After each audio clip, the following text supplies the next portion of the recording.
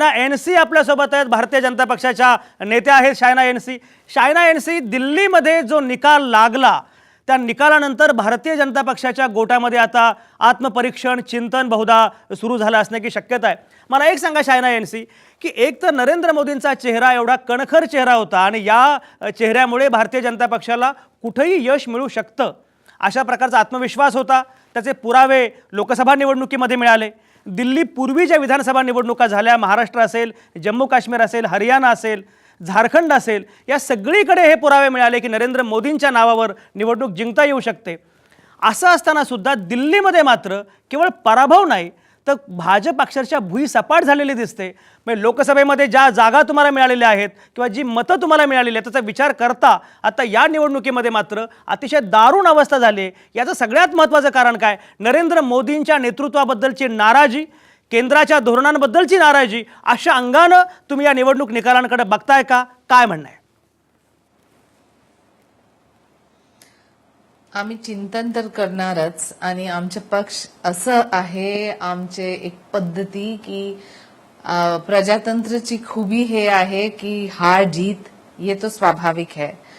मत जनता तय करती है कि उनको किसको मत देना है, क्यों देना है, और वो हम स्वीकार करते हैं. यहाँ मत मिला है आप पार्टी को, क्यों, इसके प्रति विश्लेषण चिंतन करने की आवश्यकता है. हाँ जरूर है, लेकिन जो आप देखेंगे कि हमारा जो वोटर परसेंटेज था पिछले असेंबली इलेक्शंस में और इस बार में 2013 और 2015 में सिर्फ 1% से हम घट गए.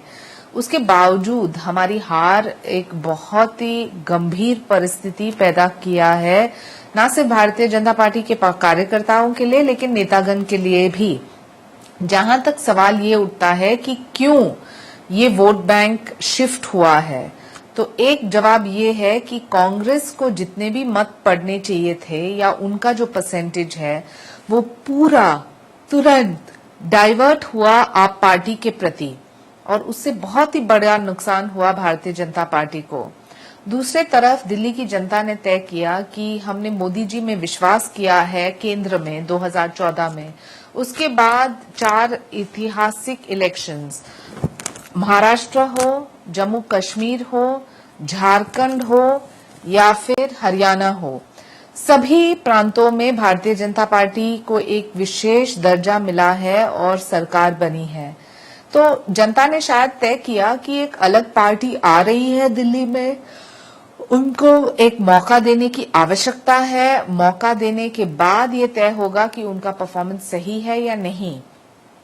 फिलहाल जो आप पार्टी ने अपने मैनिफेस्टो के माध्यम से किया, उन्होंने कहा कि हम फ्री इलेक्ट्रिसिटी, फ्री बिजली, फ्री पानी, फ्री शिक्षा, फ्री स्वास्थ्य, फ्री फ्री फ्री सब देंगे आपको. लोग आकर्षित हुए और लोगों ने सोचा कि यहाँ तो एक मैनिफेस्टो भी दे रहे हैं और एक नए पार्टी को एक मौका भी दे रहे हैं और शायद इनको वोट दे तब पता चलेगा कि उनका काम अच्छा है. शायना, तुमच्याकडे मी येतो तन्मय. शायना, मी तुमच्याकडे येतो तन्मय. आता शायनाने जे काही म्हटलेलं आहे त्याच्याबद्दल तुमचं उत्तर मला हवं आहे की फ्री फ्री फ्री हे जे काही तुम्ही सगळं केलं होतं प्रामुख्याने त्याचं आकर्षण होतं. या प्रकारच्या लोकप्रिय घोषणा, एका अर्थाने ज्याला सवंग घोषणा असं विरोधी पक्ष म्हणतात, त्या प्रकारच्या घोषणा तुम्ही केल्यात. आता या घोषणा पूर्ण करणार का आणि मुळात या लोकप्रिय घोषणा केल्या होत्या का? काय भूमिका होती? मॅनिफेस्टोमध्ये याचे सगळे तपशील आहेत की पाणी किती फ्री देण्यात येणार आहे किंवा विजेचे दर कसे कमी होणार आहेत. त्याचा एक पूर्ण अभ्यासही करण्यात आला होता. जवळपास 4 महिन्यापेक्षाही जास्त कालखंड हा या मॅनिफेस्टो बनवण्याच्या अभ्यासात घालवण्यात आला होता. अतिशय तज्ज्ञ मंडळींनी हा मॅनिफेस्टो बनवला आहे. त्यामुळे जाहीरनाम्यातली प्रत्येक गोष्ट कशी करायची याचाही अभ्यास झाला आहे. आणि जेव्हा तुमच्याकडे 70 पैकी 67 आमदार असतात तेव्हा मला नाही वाटत की ही गोष्ट इम्प्लिमेंट करायला फार अवघड असेल. आणि त्यात नरेंद्र मोदींनी असं आश्वासन दिलं की केंद्राकडनं सगळं सहकार्य मिळेल. अशा परिस्थितीत दिल्लीमध्ये तुम्ही लोकसभा निवडणुकीमध्ये नरेंद्र मोदींबद्दल काय बोलत होता आणि आता मात्र नरेंद्र मोदींच्या आश्वासनावर तुम्ही विश्वास ठेवता तन्मय? मी असा आशावाद व्यक्त करतो आहे की आज त्यांनी काल लगेच त्यांनी ट्विट करून जे काही आश्वासन दिलं आहे आणि जो काही एक विश्वास अरविंद केजरीवाल यांना दिला आहे तर त्याचं आपण स्वागत केलं पाहिजे आणि तो आशावाद आपण सकारात्मक पद्धतीने घेतला पाहिजे. पण फक्त त्याच्यावरती भरोसा ठेवून आम्ही हे म्हणत नाही आहोत. आमचा अभ्यास आहे जो जाहीरनामा आम्ही डिक्लेअर करण्यापूर्वी केला होता आणि त्या विश्वासावर मी सांगतोय की सगळी आश्वासनं पूर्ण होतील. तुम्ही एवढी आश्वासनं दिलेली आहेत की शायना एनसीनी जांभई दिलेली आहे आता, एवढी तुमची सगळी आश्वासनं ऐकून. शायना, मला एक सांगा ही देखिए सगळी फर्क ये है, हा शायना, मला सांगा की मुळामध्ये ही सगळी जी काही आश्वासनं आहेत त्या आश्वासनांच्या जोरावर त्यांना यश मिळालं असं वाटतं का तुम्हाला? फर्क ये है कि भारतीय जनता पार्टी का एक 35 पॉइंट विजन प्लान था. उस विजन प्लान में हमने कहा कि हम क्या करने वाले हैं अलग अलग सेक्टर्स के लिए, और गवर्नमेंट इन ट्रांसपेरेंसी, ये था हमारा एक मुख्य वाक्य. लेकिन मुझे लगता है फर्क ये है कि एक तरफ से आप कह रहे हैं कि फ्री फ्री फ्री फ्री, और हम दूसरे तरफ से कह रहे हैं कि जो आप चाहते हैं कि आपकी निजी जिंदगी में परिवर्तन आए, तो शुरुआत तब होती है जब हर एक व्यक्ति आत्मनिर्भर है. और वो व्यक्ति आत्मनिर्भर हो सकता है जब एक रेवेन्यू मॉडल है जो चलता है, और वो चल सकता है जब समाज में आप देखेंगे कि बेरोजगारी की समस्या हो या फिर इंफ्रास्ट्रक्चर के प्रोजेक्ट्स जो कंप्लीट किए जाएं. ये सभी चीज एक डेवलपमेंट के माध्यम से दिल्ली की जनता के लिए. दूसरे तरफ कोई कह रहे हैं कि हम आपको फ्री खाना दे रहे हैं, फ्री नाश्ता दे रहे हैं, फ्री भोजन दे रहे हैं, फ्री सब कुछ दे रहे हैं, तो शायद जनता आकर्षित होती है ये वादे से, लेकिन ये वादा निभाना बहुत ही कठिन है और बहुत ही अगदी जरूरी शायना, है. तुमच्याकडे मी येतो. क्योंकि तुमचा जो मुद्दा आप मुफ्त महत्वाचा आहे. तुमच्याकडे मी येतो आता. वो AC सचिन मध्ये. सावंत आपल्यासोबत आहेत. शायना, सचिन सावंत आलेले आहे. सचिन सावंतांनी या निवडणुकीमध्ये शून्याचा शोध लावलेला आहे. शून्याचा शोध हे नाहीतरी भारताचं योगदान आहेच. मला एक सांगा सचिन सावंत, पहिल्यांदाच काँग्रेसच्या इतिहासामध्ये कुठल्या तरी निवडणुकीमध्ये शून्य खातंही खोलता आलं नाही अशा प्रकारची अवस्था निर्माण झालेली आहे. आणि असं लोक म्हणतात की आता काँग्रेसचं रिव्हायवल, काँग्रेसचं पुनरुज्जीवन वाटतं तेवढं सोपं नाही आहे. डॉक्टर योगेंद्र यादवांनी असं म्हटलं आहे की 20% खाली जेव्हा कुठल्याही राज्यामध्ये काँग्रेसला मतं पडलेली आहेत तेव्हा त्या ठिकाणी काँग्रेसला पुन्हा उभारी मिळाली नाही अशा प्रकारचा इतिहास आहे. आता तर दिल्लीमध्ये केवळ 8% जागा आहेत. अशा प्रकारे जे काही सध्या काँग्रेसचं सुरू आहे, कारण काँग्रेसला भाजप हारलं, नरेंद्र मोदींच्या नेतृत्वाबद्दल शंका निर्माण झाल्या, याच्याबद्दलच आनंद सध्या आहे. पण काँग्रेसचं काय चाललंय याच्या अनुषंगाने काँग्रेस विचारही करत नाही. सचिन सावंत, तुम्ही तरुण नेते आहात, काँग्रेसचे तरुण प्रवक्ते आहात, अत्यंत कार्यक्षम आहात, पण आत्ता काँग्रेसला खरोखरच पुनरुज्जीवन करण्यासाठी काही करता येणं शक्य आहे का? त्या अनुषंगानं काँग्रेस सजग झाली आहे का? काय म्हणणं आहे? मी पहिल्यांदा दिलगिरी व्यक्त करतो, कारण ट्रॅफिकमध्ये अडकल्यामुळे पोहोचायला थोडा उशीर होतोय. परंतु मी ती चर्चा जेवढी ऐकू शकलो त्याच्यानुसार मला आपल्याला माझं मत त्या ठिकाणी व्यक्त करतो.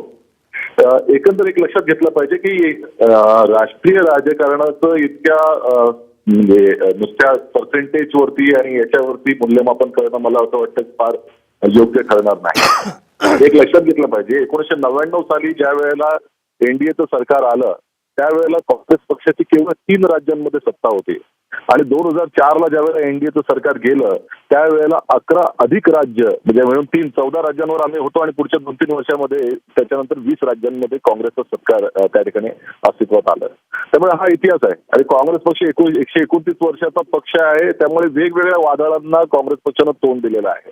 त्यामुळे अशी वादळं जेव्हा येतात, लोकांना अपेक्षांची त्यांची उंची वाढवून नेतात आणि मग नंतर लोकांचा भ्रमनिरास होतो. एक लक्षात घेतलं पाहिजे की ज्या पक्षाला लोकसभा निवडणुकांमध्ये जवळपास 60 मतदारसंघांमध्ये पूर्णपणे बढत होती दिल्लीच्या या राज्यामध्ये, आणि फक्त 10 मतदारसंघांमध्ये आम आदमी पक्षाला त्या ठिकाणी बढत होती, ही लोकसभा निवडणुकीचं चित्र ज्या वेळेला फक्त 3 जागांवरती भारतीय जनता पक्ष आला, जो केंद्रामध्ये सत्ताधारी पक्ष आहे, अति ज्यांच्या एकंदरच लोकांच्या अपेक्षा त्यांच्याकडनं होत्या, एक फार मोठं नेतृत्व देशाला मिळालं, अशा आविर्भावामध्ये भारतीय जनता पक्षाचे सगळे नेते त्या ठिकाणी आहेत, आणि एक सगळ्यात लोकप्रिय असं नेतृत्व आम्हाला मिळालेलं आहे, असा एक सगळ्याचा आविर्भाव संपूर्ण देशभरामध्ये आहे.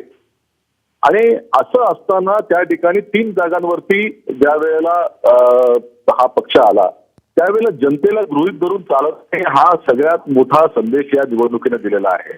आणि फक्त नशिबांवरती निवडणुका लढवता येत नाहीत, कर्तृत्वावरती लढवायचं असतं. आणि सचिन खऱ्या सचिन अर्थाने सचिन पाहायचं सचिन सावंत तुमचा मुद्दा पोहोचला. भारतीय जनता पक्ष पराभूत झालेला आहे, त्यांना 3 जागा मिळालेल्या आहेत. नरेंद्र मोदींच्या नेतृत्वाविषयी, धोरणांविषयी काय नाराजी आहे याच्याबद्दल काँग्रेसच्या गोटामध्ये अतिशय आनंद आहे, हे आम्हाला माहिती आहे. मुद्दा आहे तो काँग्रेसच्या रिव्हायवलच्या अनुषंगानं काँग्रेस काय करणार आहे, काँग्रेसचं नक्की काय चुकलं. कारण तुम्ही जे आत्मपरीक्षण करता आहात तुमच्या अंतर्गत वर्तुळात, हा वेगळा मुद्दा आहे. पण सर्वसामान्य माणसांना, मतदारांनाही कळलं पाहिजे की खरोखरच तुम्ही काय दिशेने विचार करता आहात, काँग्रेस आत्ता नक्की काय करणार आहे, हे सगळं मला तुमच्याकडून ऐकायचं आहे. मला असं वाटतं की तुम्ही ट्रॅफिकमधून तोपर्यंत पोहोचाल सुद्धा आमच्या लाईव्ह युनिटपर्यंत. त्यानंतर ही चर्चा आपण आणखी अशीच पुढे सुरू ठेवू. शायना एनसीना पण मला विचारायचं आहे की भाजप आता नक्की काय करणार आहे, कारण याच प्रकारे जे दिल्लीत घडलं ते पुढे आणखी अनेक राज्यांमध्ये घडू शकतं. भाजपची भूमिका काय असणार आहे, ही सगळी चर्चा आपल्याला सुरू ठेवायची आहेच. पण आत्ता मी घेतोय एक छोटासा ब्रेक.